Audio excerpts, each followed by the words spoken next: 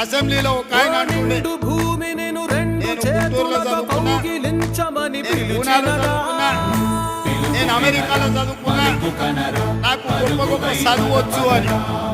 మీరు ఆడ చదువుకున్నారు అని ఎడకాల చేయబడింది. అప్పులే నేను లేచి నేను చెప్పిన కొండారెడ్డిపల్లి ప్రైమరీ స్కూల్లో గవర్నమెంట్ స్కూల్లో చదువుకున్నా అని చెప్పిన,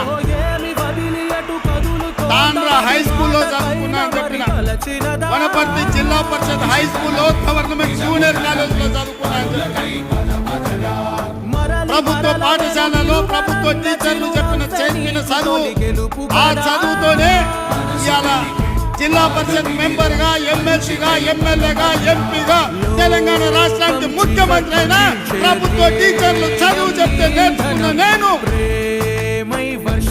ఎవరికి తల వంచకుండా ఆత్మగౌరవంతో నిటారుగా నిలబడి ఇవాళ తెలంగాణ